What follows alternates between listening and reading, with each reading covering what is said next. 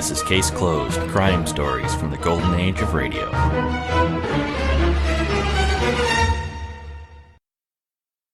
This is Case Closed. Thanks for joining me today. We're going to begin this week's hour of crime with Sherlock Holmes. We'll hear the Maltree Abbey, his story from March 31st, 1947. After that, it's Mr. Chameleon and the Hanging Judge murder case. That story aired September 21st, 1949.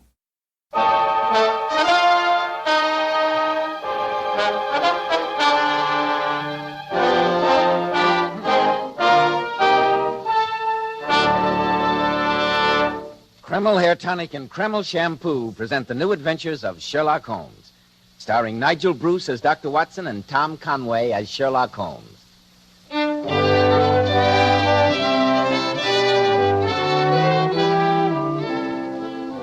Well, once again, it's time to keep that pleasantest of all doctor's appointments, our weekly visit with our excellent host and incomparable storyteller, Dr. Watson.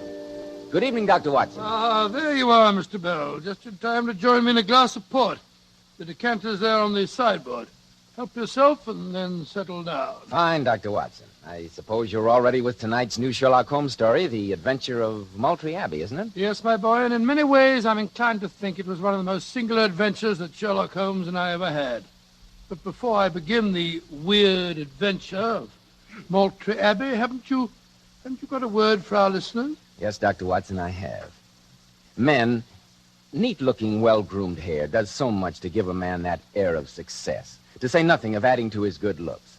And I'm sure you'll be interested in hearing about this modern trend in hair grooming, which has become such a nationwide favorite. It's called Kreml Hair Tonic. This highly specialized hair tonic contains a combination of hair grooming ingredients which is found in no other hair tonic. Yes, that's exactly why Kreml gives a man's hair such a natural, well-groomed look and keeps it in place longer, keeps every hair in perfect order from morning till night. Yet Kreml never gives hair that cheap, greasy, patent leather look. Kreml keeps hair looking mighty handsome with a rich, healthy-looking luster. Yet it always feels and looks so clean on your hair and scalp. Men, if you aren't already using a hair tonic, try Kreml. If you're using some other hair dressing, change to Kreml. Then see if your hair doesn't look better than it ever did before. Better groomed, better looking when you use Kreml. Kreml, Kreml Hair Tonic. Now, Dr. Watson, how about the Venerable Bead and the Adventure of Maltree Abbey? Well, Mr. Bell, that story began in Baker Street on the December afternoon many, many years ago. It was shortly after tea, I remember, when Sherlock Holmes, who'd been pacing up and down our room, suddenly stopped at the window and looked intently out at the street below him. After a few moments, my curiosity overcame me, and I joined my old friend. Looking over his shoulder, I saw that on the pavement opposite there stood a young woman dressed in the height of Edwardian fashion.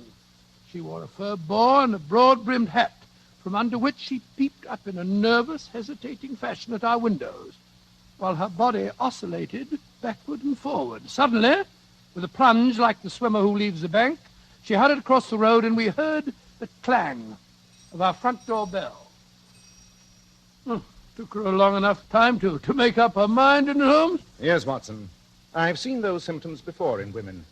Oscillation on the pavement generally means an affaire du coeur.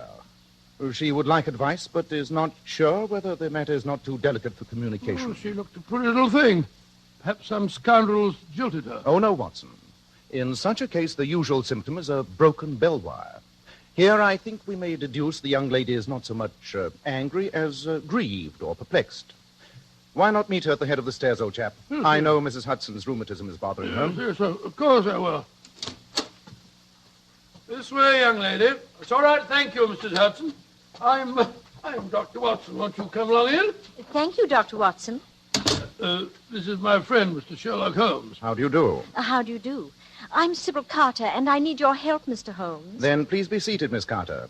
I presume it is Miss, since I see no ring on your wedding finger. Yes, it's Miss. Though that awful man, Jonathan Devers, would like to make it Mrs. Oh, I can quite understand any man wanting Quiet, Watson. Oh, sorry.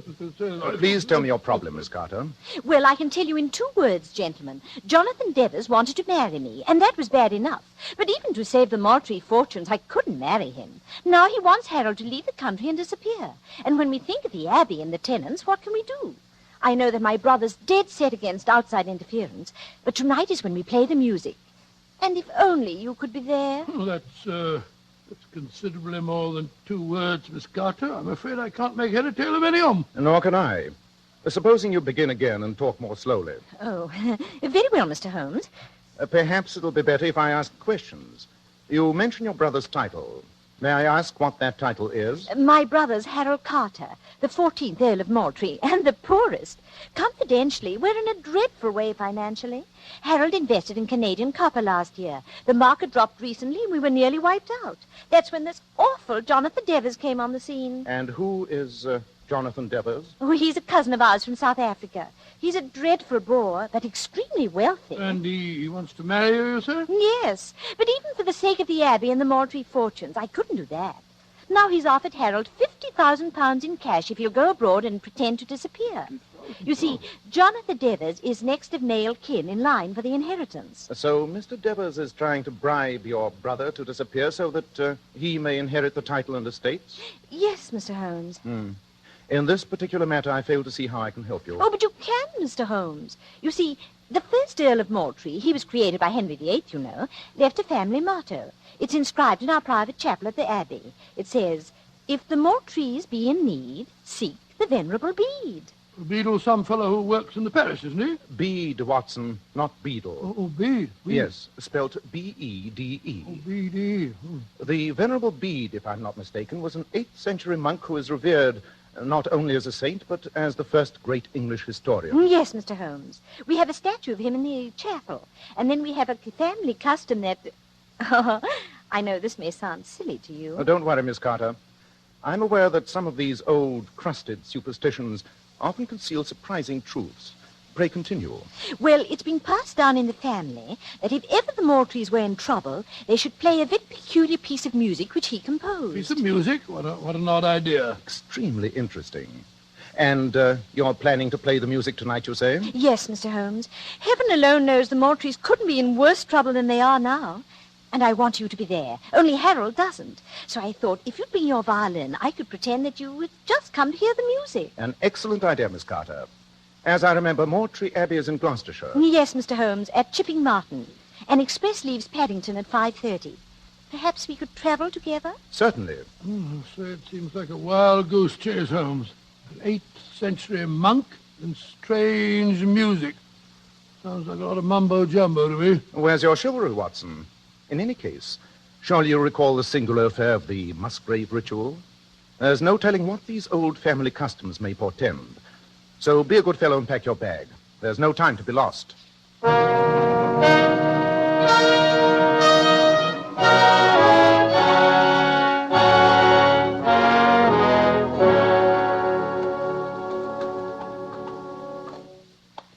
I'll just have time to show you the chapel before dinner, gentlemen. Thank you, Lord Carter. And after dinner, I shall be happy to gratify your musical curiosity, Mr. Holmes. But you mustn't regard my sister's visit today too seriously. Sybil's an overly emotional girl, and quite frankly, I wish that she hadn't approached you. I feel that Maltree Abbey is my duty. I'll find some way to save it, and my tenants. I trust that the music will live up to its magical reputation. Well, this is the chapel. What a beautiful building. Must be very old. Oh, 16th century. The Abbey house was built nearly 100 years later.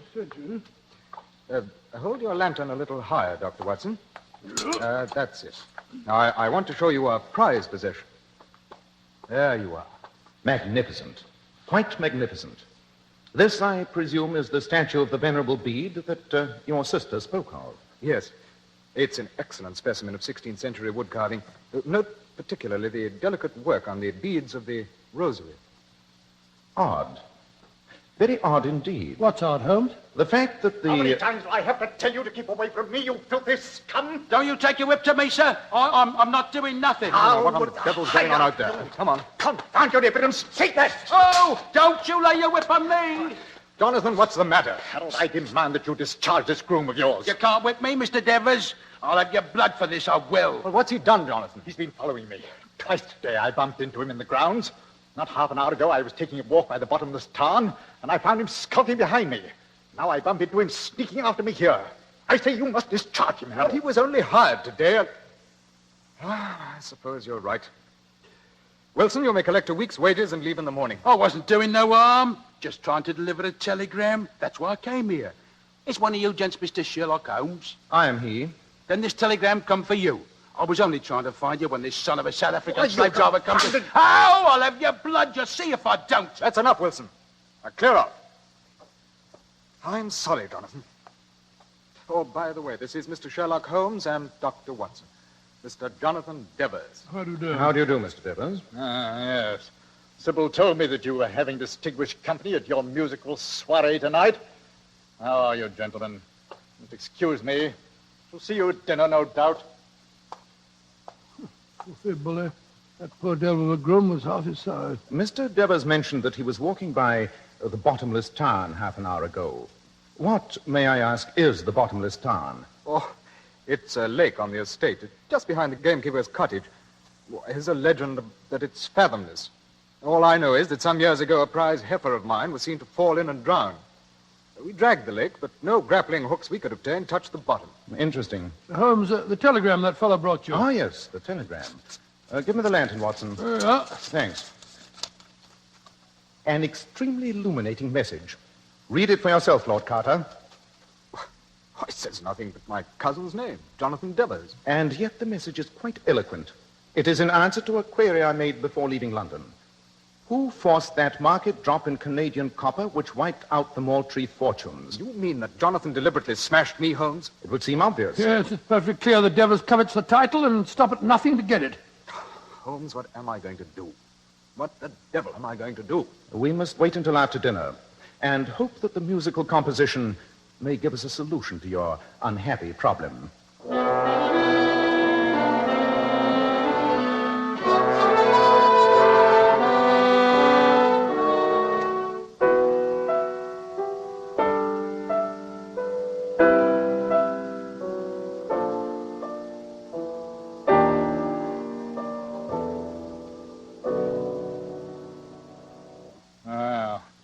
Now that Sybil's played that rather dull piece of discordancy, I hope you're all satisfied. Naturally, the Maltree fortunes will be restored. Very funny, Jonathan. What do you make of it, Mr. Holmes? It's curious. Very curious. Will you repeat that principal theme again, please, Miss Carter? Oh, yes, of course.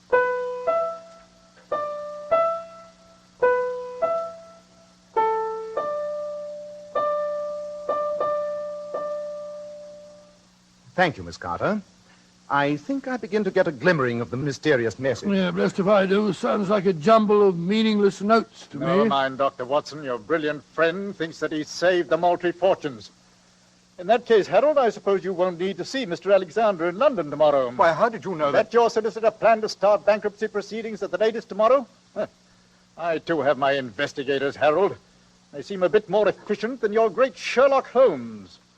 Good night, Sybil. Good night, gentlemen. There you are again. What are you doing, listening at the door, you filthy swine? I was just going to the kitchen. Oh! Get to the stables where you belong. I see that groom again, Harold, I'll break his neck.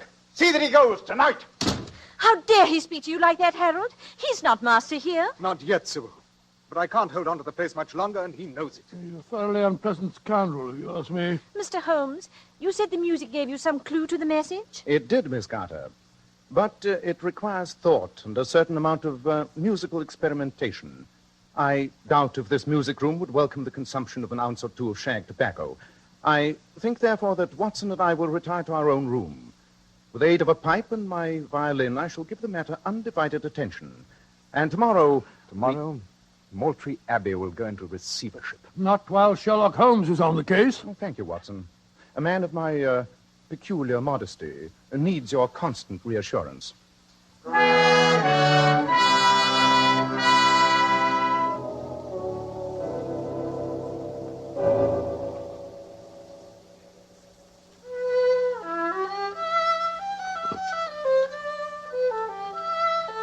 I can finally sleep at home. Then why not go to sleep, my dear Well, chap? how can I when you keep scraping away that wretched fiddle?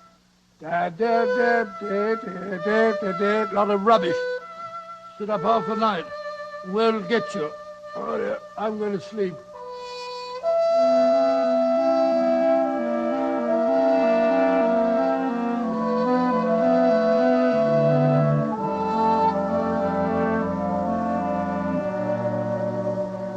When the Maltrees are in need, seek the Venerable Bead. This music will solve the Maltrees' problems. You can't whip me, Mr. Devers. I'll have your blood for this, I will. Too bad that your solicitor is starting bankruptcy proceedings tomorrow. You must help us. You must.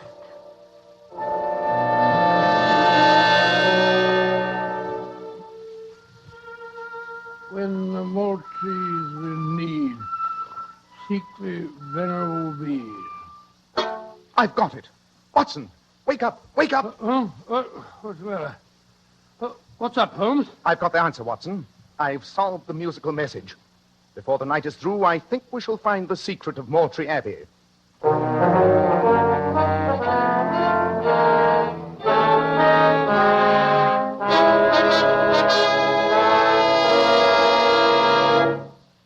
In just a moment, we'll rejoin Sherlock Holmes and discover just what that secret is.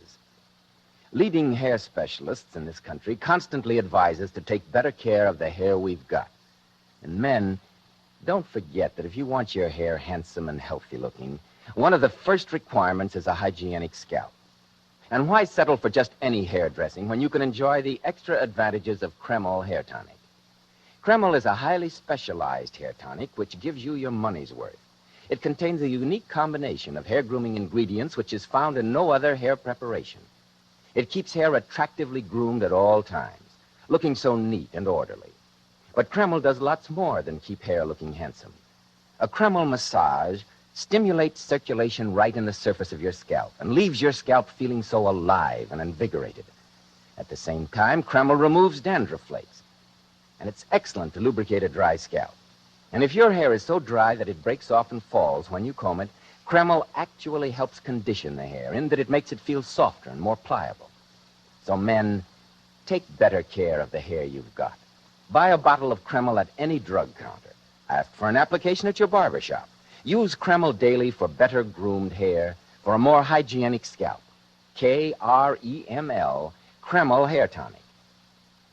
Well, Dr. Watson, I'm just as confused as I'm sure you must have been when Sherlock Holmes awakened you.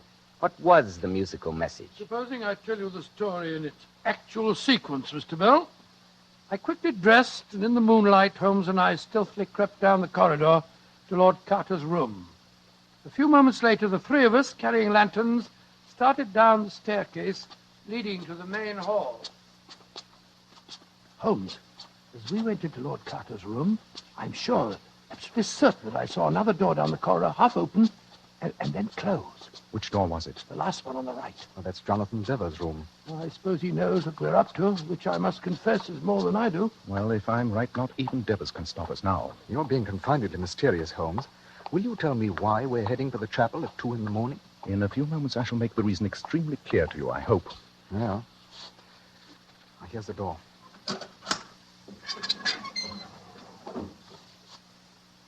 Look. Through the stained glass windows over there. I swear there's someone with a lantern in the grounds outside. Our immediate problem is here, inside. Focus your lantern on the statue of the Venerable Bead, Watson. That's where the answer to the Maltree legend lies, I think. For heaven's sake, Holmes, I wish you'd be more explicit. Very well. Let me see if I can whistle those notes written in the musical theme.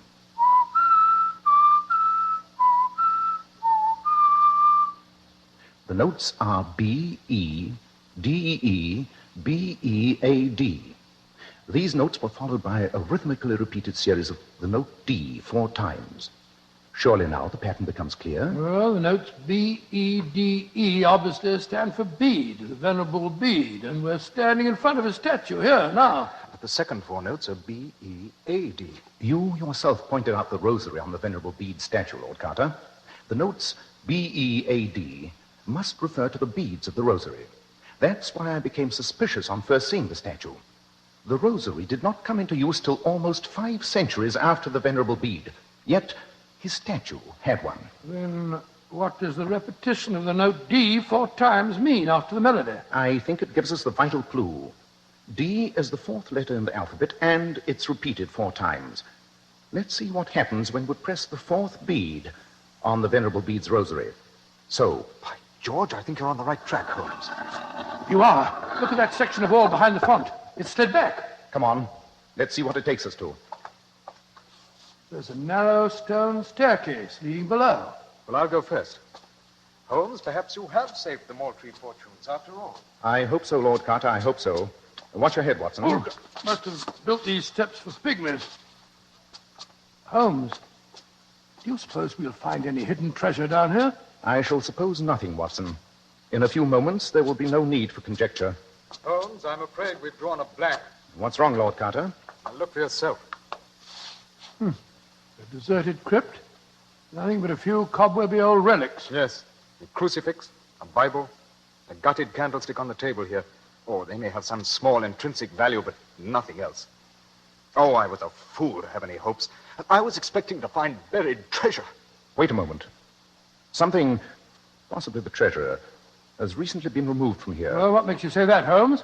The room is thick with dust, and yet there's a large rectangular space free from dust on the table, as though a heavy folio volume had recently been lying there. By George, you're right, Holmes. And look here on the floor. Fresh footprints. Yes, someone has recently anticipated our discovery. Well, it's not very hard to guess who that someone was. Jonathan Devers. Aha! Observe these curious marks on the floor by the table. 4 round dots, rectangularly spaced. I should say that a Gladstone bag has been placed here. A bag that was undoubtedly used to remove the treasure. But why, Holmes? Why carry off a heavy book in a bag? Supposing that book were of priceless value, Watson.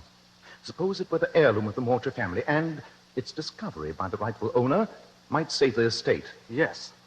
And I'm sure that Devers is quite capable of stealing it. The question is, though, what would he do with it? Precisely. And to answer that question, I shall try and imagine myself in the shoes of Mr. Devers. I'm a millionaire, therefore I don't need the treasure. Too risky to sell it anyway. All I want to do is to keep it from the Maltrees, so I'll destroy it. But how? I haven't the time or the opportunity to burn it. Difficult with a heavy book in any case. So I'm looking for some place to dispose of it where it may never be recovered. A fathomless lake on this estate. That'd be the place. The bottomless tarn? Of course. Remember the Devers told us earlier that he'd been walking by it this evening? Then let's go there as fast as we can. I can only pray that we're not too late.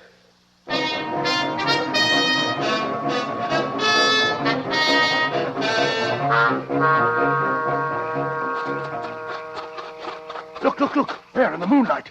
It's Jonathan Devers. He's running towards the edge of the lake. Yes, and he's carrying a Gladstone bag. Which means that we can run faster than he can. You have your revolver, Watson? Yes, I have. Don't hesitate to use it. This devil's work must be stopped. Come on, faster. Oh, we'll never catch him.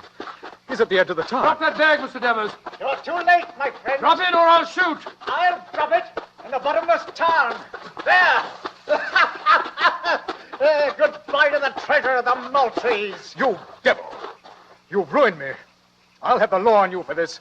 You're a common thief. I don't know how you'll prove it, Harold. That was my own Gladstone bag, and I dropped it in the tarn. You don't even know what was inside it. But here comes the man who can tell us. Good Lord, it's Wilson, the groom fellow you discharged, Lord Carter. Well, what are you doing here, Wilson? What's that book you're carrying? I just done what Mr. Sherlock Holmes told me to, sir. I was following Mr. Devers. When he put down the bag and went off to get his coat before coming out here, I thought there might be something valuable in it. I took out this book, and I filled the bag with a few rocks. Wilson, I'll No, you won't, Devers. Or you'll end up in the tarn where you belong. Let me see the book, Wilson. Here you are, Governor. Thank you. Hold the lantern a little higher, Watson. That's it. Aha. These faded pages are written in monkish Latin of the 8th century, and the hand is of the same period. Unless all my researches on the datings of documents are valueless, they must be, the original manuscripts of the Venerable Bead himself. Good Lord, then they're absolutely priceless. And that means that the Maltrees are saved. And you, Mr. Devers, will have the privilege of inspecting the interior of an English prison. Rubbish. What charge could you make? Common theft, burglary. The proof would depend on the word of that filthy groom there. And who's going to believe the oath of a servant with a grudge over the word of a South African millionaire? I think it's high time that this filthy groom disclosed his true identity. All right, Mr. Holmes. The gentleman, I'm Inspector Athelney Jones of Scotland Yard. And a great credit to the force you've been, my dear Jones. Yes, indeed, you certainly have. Your impersonation of a country groom was masterly, quite masterly. And now, let's return to the house, shall we? It's nearly 3 in the morning, and I think we've had enough excitement for one night. A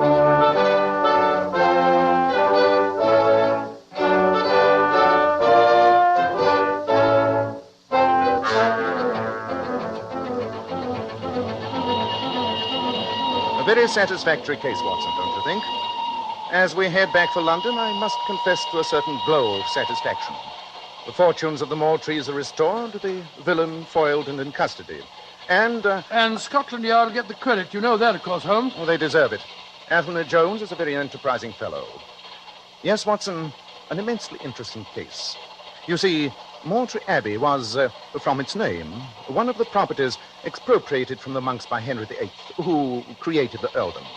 Undoubtedly, the abbot had hidden the monastery's most valuable possession, the Bead manuscript. And then I suppose the first Earl discovered the hiding place and left the book there as a future security for the Maltree family. Exactly, leaving the cryptic verse as a clue. If the Maltrees be in need, seek the Venerable Bead. Yes, I see it all now.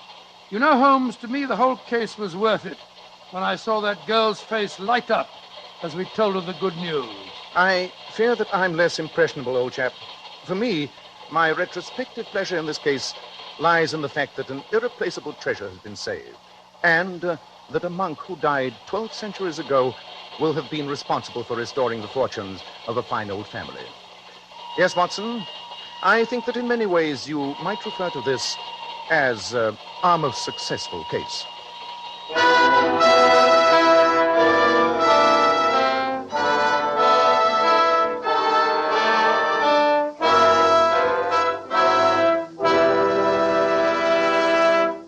Dr. Watson will be back in just a moment to tell you about next week's story.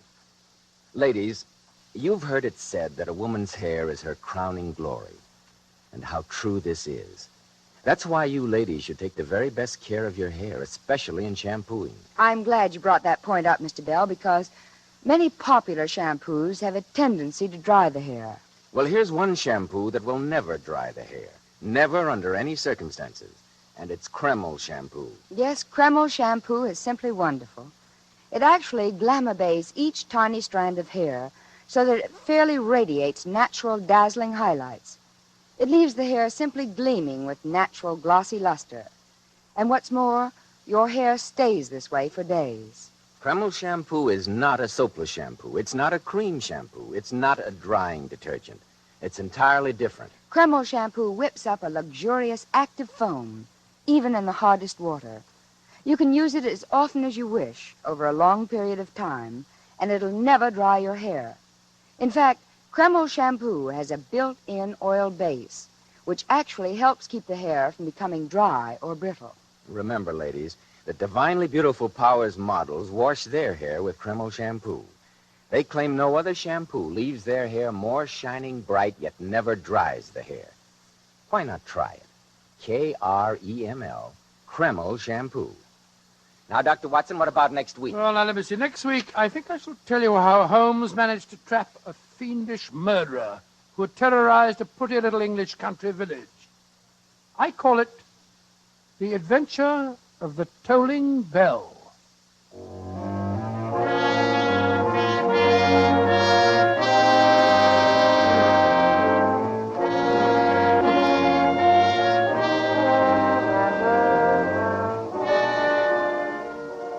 Tonight's new Sherlock Holmes adventure was suggested by an incident in Sir Arthur Conan Doyle's story, A Case of Identity. Nigel Bruce appeared by permission of California Pictures. Tom Conway through the courtesy of Eagle Lion Pictures. The Sherlock Holmes series is produced by Tom McKnight, with original music composed and conducted by Alex Steinert. This is Joseph Bell speaking for Kreml Hair Tonic and Kreml Shampoo, and inviting you to be with us next week at the same time when Dr. Watson will tell us about the adventure of the tolling bell.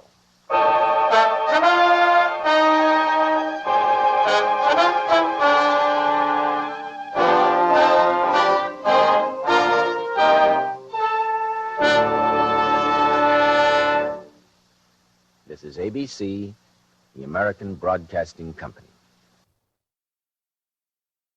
Next, Mr. Chameleon and the Hanging Judge murder case.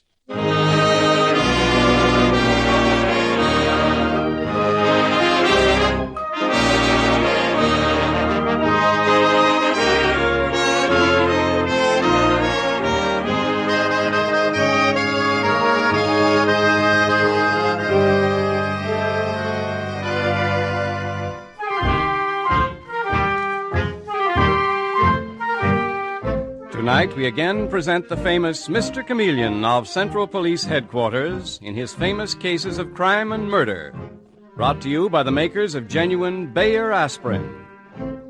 Mr. Chameleon, as you know, is the famous and dreaded detective who frequently uses a disguise to track down a killer, a disguise which at all times is recognized by the audience.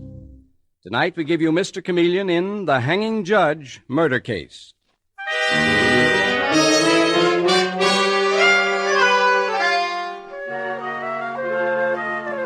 The story opens as the famous Judge Hatch, known far and wide as the Hanging Judge, is seen striding rapidly and impatiently along one of the corridors of the Cyrus Blackstone Museum in a quiet residential section of New York. And with the judge is his young and obviously puzzled daughter, whom we hear saying, Father, what's this all about? Why did you insist on coming here to the museum today? You'll soon find out, Barbara. But I want to know now.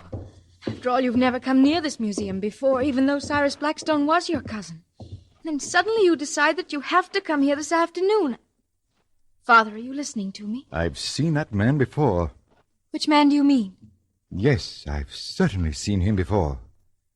Barbara, come in this room, quickly. But, Father, what Come is this? in here, quickly.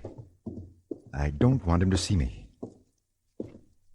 I'll pretend to look at this antique wooden box. But, Father, the sign there says do not touch. All these things are very valuable. Never mind the sign. I'm going to look at this box. Then I propose to have a little talk with the head of this museum, Miss Priscilla Ames. Miss Ames? Yes. Incidentally, this box is a work of art. Come and look at it, Barbara. Come. Father! Father! Oh, good heavens, he's dead! He's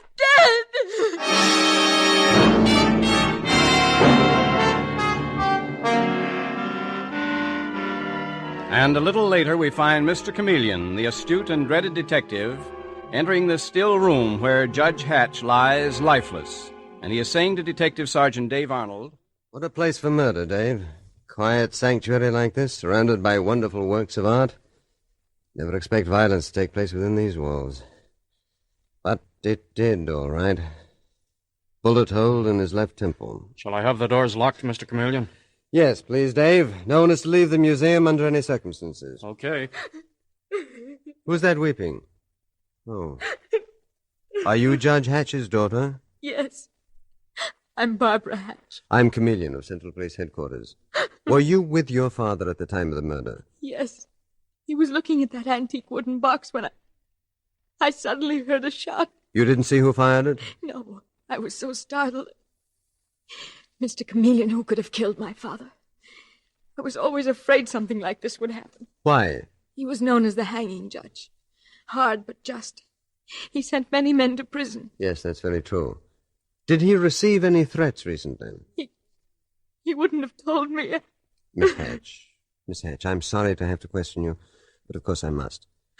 Cyrus Blackstone, who founded this museum, wasn't he a cousin of your father's? Yes, Mr. Chameleon. Well, then you came here often? No, we didn't. This was the first time we ever visited here. What? Yes. But today Father insisted on coming here.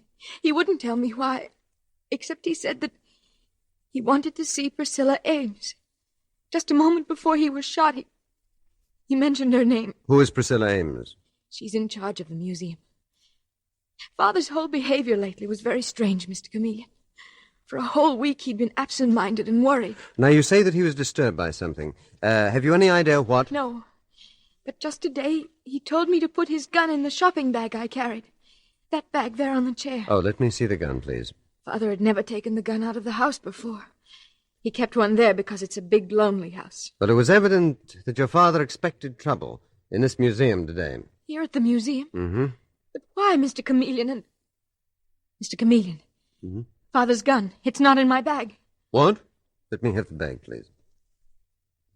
Miss Hatch, think hard. Where was this bag at the time that your father was shot? Why, I'd laid it down on the chair. The chair is right by the door, and the bag is a loose one. Someone could have slipped the gun out. Who? It must have been someone in the museum. All I know is Father said something about Priscilla Ames just before he was killed. And you think this Priscilla Ames could have taken the gun? Well, Why would I take your gun, you malicious girl? Are you trying to make trouble for me the way your father did? Oh, so you are Priscilla Ames. I'm Chameleon of Central Police Headquarters. Miss Ames, suppose you tell me how Judge Hatch made trouble for you, and why yours was the last name he mentioned before he was murdered. So Barbara Hatch told you that, did she? I said Father mentioned your name, Miss Ames, and he did. Just before he was shot, Miss Ames. You said Judge Hatch had made trouble for you. What sort of trouble? I asked you what sort of trouble. I don't understand why I should be subjected to this inquisition, Mr. Chameleon. Everybody knows that Judge Hatch was called the hanging judge, and I'm certain that there wasn't a man in New York more criminals wanted to murder than him. It seems quite obvious that one of them killed him. Miss Ames, I am still interested in what was the trouble between you and this murdered man. Mr. Chameleon, to you this place is just a museum. But I knew it when it was a magnificent private house. And I should have been the mistress of that house, Mr. Chameleon, instead of working here on salary. You're a very beautiful woman, Miss Ames, and I presume you mean that the founder of this museum, Cyrus Blackstone, thought so too. Cyrus Blackstone loved me. We were engaged to be married, and Judge Hatch broke it up. Father? Really? How? Miss Hatch, do you know anything about this? Don't ask her. I'll tell you, Mr. Chameleon. I didn't tell Cyrus about my brother. He was a confidence man who spent time in prison. His name was Archie Craig. Archie Craig? I knew him well, Miss Ames. So did Judge Hatch. Exactly. Judge Hatch told Cyrus Blackstone I was mixed up with my brother Archie's schemes. I was innocent. I didn't know my brother was doing anything dishonest. But Cyrus believed Judge Hatch. He broke our engagement. So, in your mind, Miss Ames, Judge Hatch cheated you out of Cyrus Blackstone's fortune? In my mind. It's true. On his deathbed, Cyrus relented and saw to it that I had a permanent job here at the museum. But that was not good enough for you. You hated Judge Hatch with a hatred that grew and grew until... Until what?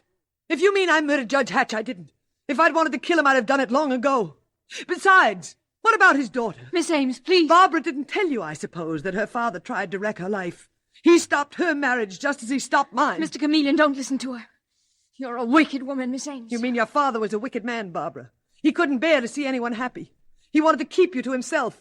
He didn't want you to have a husband. Is that true, Miss Hatch? Or did your father have another reason for preventing your marriage? Mr. Chameleon, he said there was something wrong with John Clark. But there wasn't. There wasn't. You still love this boy, I take it. And your father stood in your way, and you had a gun in your bag. Mr. Chameleon, what are you saying? I wouldn't kill my father. Whatever he did, I loved him. You also loved that boy, John Clark, and that is the strongest love of all. You were faced with empty years in a lonely house with only your father, and it was too much for you. No, that isn't true. And why would I pick this museum as the place to kill him? On the other hand, Miss Hatch, you carried a gun with you, and that gun has mysteriously disappeared.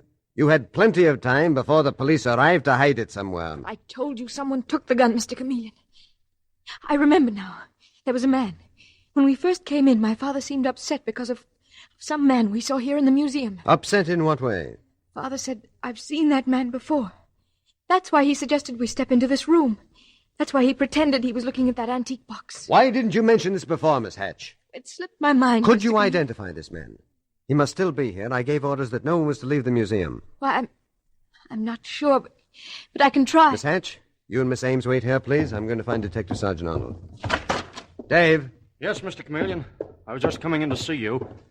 Mr. Crosley and I have been looking for the murder weapon. Who are you, Mr. Crosley? Philip Crosley at your service, Mr. Chameleon. I'm Priscilla Ames' assistant. I help her run the museum. So you've been looking for the murder weapon. Any luck? Not yet.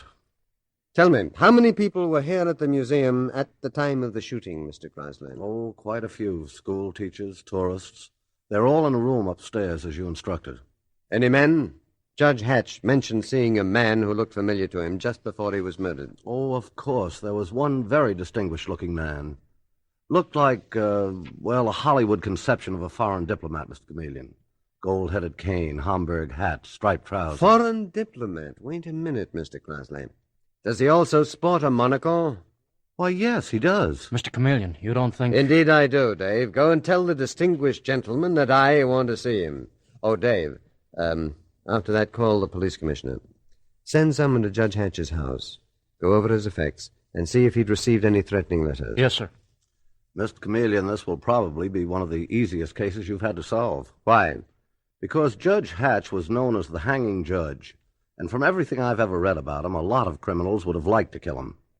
It looks as if all you'd have to do is check up on the people he's given stiff sentences to.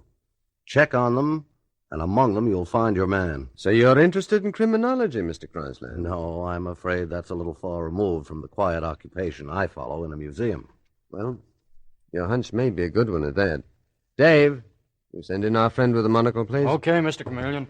Particularly anxious to see him. Mr. Chameleon, do you mean that you know this man? Mr. Chrysler, unless I am much mistaken, he's Andy Matthews, a well-known fence and confidence man. And I see that I am not mistaken. Hello, Andy. Hello, Mr. Chameleon. Well, this is a pretty mess. I walk into a museum to get a little culture, and what happens? A man is murdered. Police all over the place. Oh, it's awful tough on you, Andy. But tougher on Judge Hatch. Now, look, Chameleon, I'm going straight. You haven't had much chance yet. You were just released from prison after serving an 8-year term. Judge Hatch didn't sentence me. No, he didn't. But he sent your best pal and partner, Shorty Mason, to the chair. Now, what do you know about this murder, Andy? What were you doing in this museum, and where's the murder gun? Why don't you search me, Chameleon? Because I think you're too smart to kill a man and keep the gun on your person. And I think you're too smart, Chameleon, to even dream that I'd kill Judge Hatch. You haven't forgotten, I hope, that he was well known as the hanging judge. When I was in stir, at least 20 men said their first act on release would be to knock off that old Bead. Do you get my point, old man? The point is that those 20 suspects you so kindly present, Andy, are still in stir, but you are out and on the scene here. And I'm quite sure that Judge Hatch's daughter will identify you right now, Andy. Miss Hatch, you step in here, please, to identify someone. Yes, Mr. Chameleon. Miss Hatch, is this the man that your father saw just before he was shot? Is this the man who disturbed him so that he ducked into a room to avoid being seen? I don't know, Mr. Chameleon. I honestly couldn't say. Sorry, Chameleon, your mistake. Miss Hatch, you go back into that room, please, and ask Priscilla Ames to step out here. Yes. Miss Ames, Mr. Chameleon wants you. Miss Ames, is this man familiar to you? What do you mean? How would I happen to know a cheap crook? You forget, Miss Ames, that your brother was a crook. A confidence man just like Andy. Well, I never saw this man before. I never laid eyes on him. That's very odd, because at one time he and your brother were partners. Mr. Chrysler. Yes, sir. What's that in that showcase on the wall? Why, that's a display of antique guns, Mr. Chameleon. Let me look at them. Antique guns? Well, you don't say. And is that little automatic in the corner an antique? When'd you put it in there, Andy? When'd you hide the murder gun in that case? I didn't, Mr. Chameleon. I never saw it before. Mr. Chrysler, open the case, please, so I can get the gun. Well... What are you waiting for? I said open the case. I can't, Mr. Chameleon. I don't have the key. Who has? The only person in the museum, Mr. Chameleon, who has the key to that case is Priscilla Ames.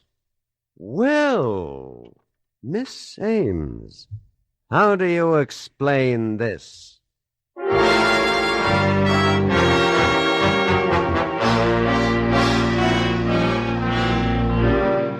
Mr. Chameleon and the Hanging Judge murder case continues in just a moment. When you're suffering from an ordinary headache, neuritic, or neuralgic pain, you want two things. First, you want something that will give you fast relief. And second, you want something that will give you dependable relief. So listen. People everywhere know that because it's actually ready to go to work in 2 seconds, Bayer aspirin provides fast relief. And they know that because it's gentle to the system, it also provides dependable relief. The fact is that no other pain reliever can match Bayer aspirin's record of use by millions of normal people without ill effect. And that means that of all pain relievers, Bayer aspirin is one you can take with complete confidence. So when you have a headache, don't experiment with drugs that have not been proved by years of successful use. For the two most important kinds of relief, the fast relief you want and the dependable relief you need, do as millions do, be sure with Bayer aspirin. And when you buy, ask for it by its full name, Bayer aspirin, not just for aspirin alone. Get the 100-tablet bottle and you get Bayer aspirin tablets for less than a penny apiece.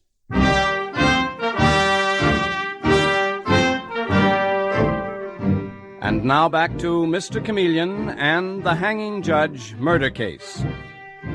It is a few seconds later in the Blackstone Museum where Judge Hatch was mysteriously shot to death. Mr. Chameleon is facing a group of badly frightened suspects, and he is saying to the white-faced Priscilla Ames, the curator of the museum, "Give me the key to that showcase, Miss Ames. The one with the antique guns and the murder gun among them." I haven't got the key with me, Mr. Chameleon. Mr. Crosley, your assistant, says you are the only one who has a key. But I must have left it somewhere. I haven't got it with me. I don't intend to wait while you look for it, Miss Ames. I'll have to smash the glass case.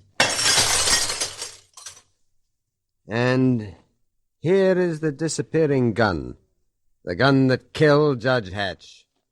Miss Ames, you're the only person who had the key to this case. Someone could have stolen my keys, couldn't they? I left them in my desk. You just told me that you didn't know where they were. Don't try confusing me, Mr. Chameleon. Barbara Hatch could have taken them and hidden the gun after she'd killed her father. And so could Andy Matthews here. Look here, Chameleon, what is this? Suppose you tell me, Andy. Mr. Chameleon, I'm certain Andy Matthews had as little to do with this murder as I did. Well, awfully nice to meet two such completely innocent people. Andy, get out of this room and wait for me upstairs. That suits me, Chameleon. Get going, Andy. Okay. Mr. Chameleon, why do you dismiss a person like Andy Matthews and hold me here? Mr. Chameleon, look what I dragged up from the basement. Yes, Dave? Let go of me, you big bully! Let go of me! Not till Mr. Chameleon has had a little chat with you. Who is he, Dave?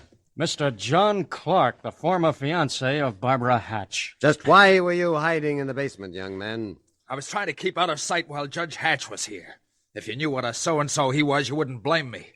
Judge Hatch has been murdered by an unknown killer. And you were here in the museum at the time he was shot. Sure I was. So what? What does that prove? A lot of people were in the museum. John, be careful. I mean, don't be so disagreeable. Keep out of this, Barbara. I know what I'm doing. I'm beginning to see why Judge Hatch objected to you as a possible son-in-law, John. Are the police going in the romance business, too? What affair is it of yours if Barbara and I have been... had been... You mean that you and Barbara have been meeting here secretly in this museum? That's what you've been doing, meeting here, isn't it? Is that a crime? John, don't you see what you're doing, acting this way? I told you to stay out of this, Barbara. I think that she said enough to reveal that you and Barbara have been using this as a secret meeting place. And you, Miss Ames, you knew about these meetings, didn't you? In fact, you encouraged Barbara to meet this young man. Mr. Chameleon, Judge Hatch broke up one romance, mine. I took great pleasure in helping along his daughter's romance, yes. And Judge Hatch got wind of it. He came here, Miss Ames, to tear you to pieces. And possibly he thought he'd run into John, too. But he didn't run into me, Mr. Chameleon. I wonder. Go on wondering, Mr. Chameleon. Let's see the great brain work. That's enough out of you. Let him alone, Dave. Let him alone. I only hope that he's talking himself out of Barbara's affections. You may finally catch on to the idea, Chameleon, that Judge Hatch was known as the hanging judge, and plenty of guys were after him. I was waiting for that from you, John Clark. It's what everybody in the case has told me so far.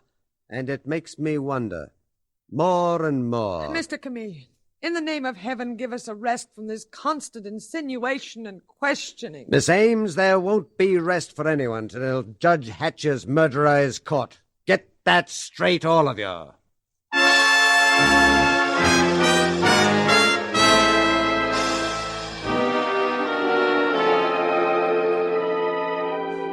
It is now the next day, and we find Mr. Chameleon at Central Police Headquarters in the office of the Commissioner of Police. He is saying, "Good morning, Commissioner. Tell me, have the boys picked up anything for me?" Well, the newspapers have certainly picked up plenty, Chameleon. The idea of the hanging judge being murdered seems to be most intriguing to them. Putting you and me in the same sack as a couple of nitwits. Don't take it so much to heart, Commissioner. Well, anyway, here's what the boys picked up, Chameleon. First, this partly burned letter taken from Judge Hatch's room. Oh, thanks.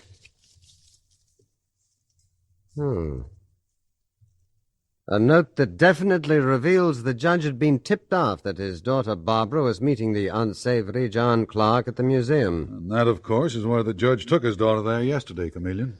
That and perhaps something more, Commissioner. What more? Is there a report yet on whether Barbara had been carrying any packages or anything else from the museum after meeting the boyfriend, John Clark?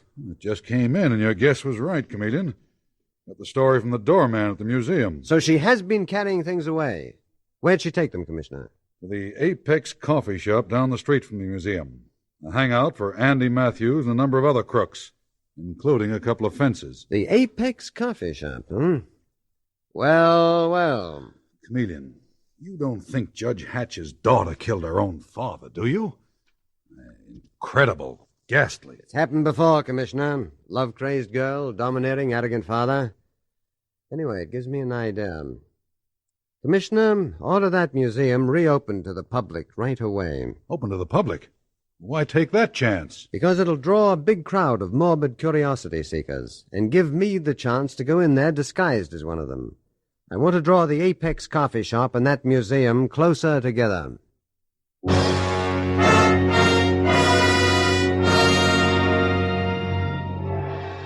Yet even as Mr. Chameleon is talking to the police commissioner, a trembling girl is waiting in the Apex Coffee Shop down the street from the museum. And Barbara Hatch half rises to her feet as Priscilla Ames swoops down upon her. Well, Miss Hatch, my dear little Barbara, I thought I'd find you here. And I came to warn you. What about Miss Ames? You know what about Barbara. So help me, I'll kill you if you say one word to Mr. Chameleon that implicates me in your father's murder. I didn't mean to, Miss Ames. I'll see that you don't. I've had enough of your sanctimonious family interfering in my life. I'm afraid. I'm afraid. You should be, Barbara. I suppose Chameleon will be coming to the museum in disguise. That's his specialty. But if he does, I'll recognize him. I'm sure I will. And then what? I don't know. But don't forget this. I know a lot about you, Barbara. And don't you ever forget it.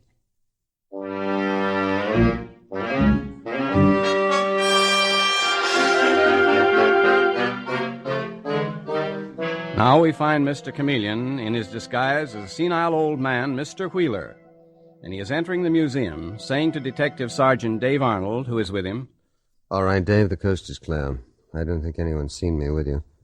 Or if they have, I'm just an old man who's been asking a few questions. So keep out of sight. Have your gun in readiness. Don't worry, Mr. Chameleon. I'll be... Uh-oh. Here comes Priscilla Ames. Just the one I want to see. Beat it, Dave. Okay. Just in time, Dave ducks out of sight behind a curtain, and Mr. Chameleon shuffles forward to intercept Miss Ames, and he speaks in the quavering voice of his disguise. Good morning, ma'am. Is this the room where Judge Hatch was killed? Oh, good heavens, I'm sick and tired of answering that question. People come here now out of morbid curiosity, instead of wanting to see these beautiful works of art. Can't blame him much, can you? Human nature being what it is. Was this the room where Judge Hatch was murdered? Yes, it is. My. Think of that.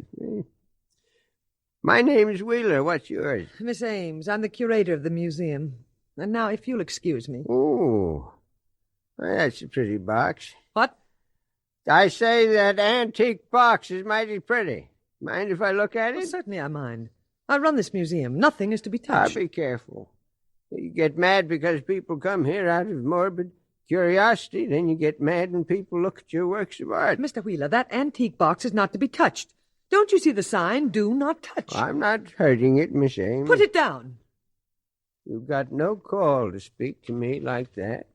All I want to do is look inside the box, and I'm going to.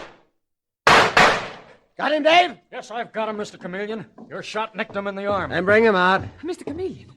You are Mr. Chameleon? Yes, Miss Ames, and here is John Clark, the murderer of Judge Hatch. Barbara Hatch's fiancé. No.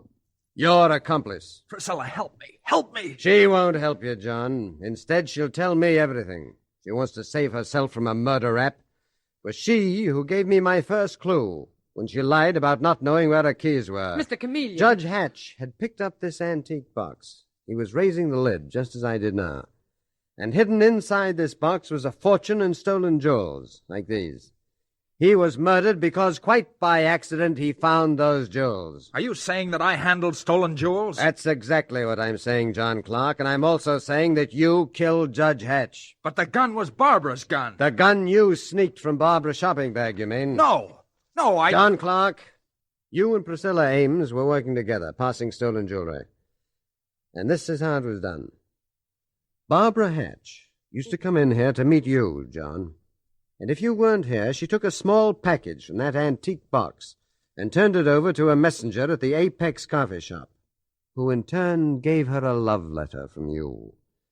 To Barbara, it was a romantic game. She'd no idea that she, your judge's daughter, was being used by criminals to pass stolen loot. I'm saying nothing, Chameleon. Oh, but I am. We found a half-burned note in the judge's room. A note for Barbara from you, John Clark, which thanked her for following instructions. Well, the judge found it, too. He suspected what was happening. He followed his daughter and saw her meet a known criminal at the coffee shop. And you, Miss Ames, were in on the whole scheme. I didn't murder Judge Hatch. It was John Clark. Why, you... Hold him, Dave. Enough Take of your that. hands All off. right, that's all. Thank you, Miss Ames. I can use your testimony. And I'm not a jewel thief either. I was just afraid to interfere. Afraid? You're enjoying it. It was sweet revenge, a bitter joke. A bitter joke to both of you that the daughter of the judge you so hated should have been tricked into helping a ring of criminals. What you didn't know was that it would lead to murder and your own arrest. You, John Clark, as the actual killer. You, Priscilla Ames, as a possible accomplice. No, I had nothing to do with it. You had full knowledge that crime was being committed, and your failure to report it is in itself a crime.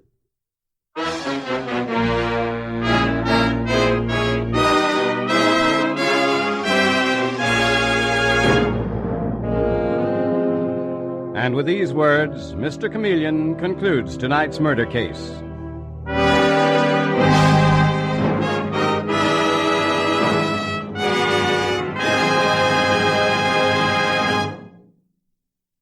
It's only natural that when you have an ordinary headache, you want fast relief.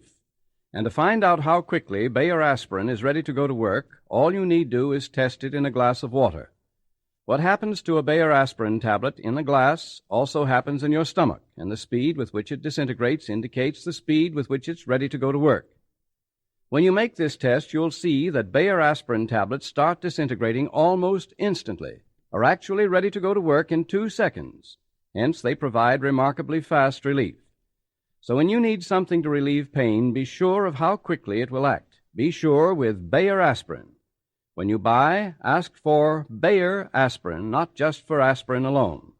Get the 100-tablet bottle and you get Bayer aspirin tablets for less than a penny apiece.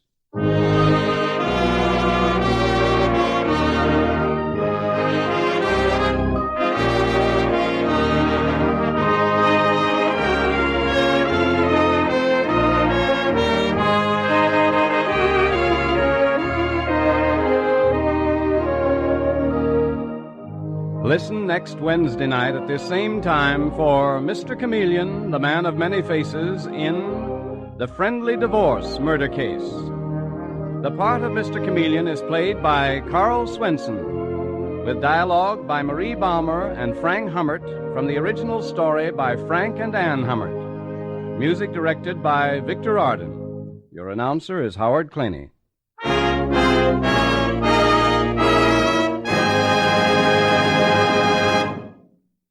To millions, tooth decay means suffering, worry, expense. But now, thanks to a remarkable scientific discovery, you can actually cut down tooth decay simply by using new ammoniated Dr. Lyon's tooth powder. Based on a formula developed by University of Illinois scientists, it actually destroys bacteria Lactobacillus acidophilus, which cause tooth decay. As a result, dentists by the thousand recommend this type dentifrice. So to cut down tooth decay, to have sounder, healthier, handsomer teeth, use ammoniated Dr. Lyon's tooth powder.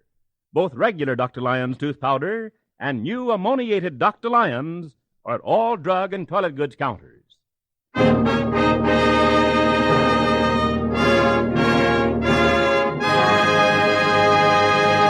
Listen for Mr. Chameleon in The Friendly Divorce Murder Case next Wednesday night at this time. This is CBS, the Columbia Broadcasting System.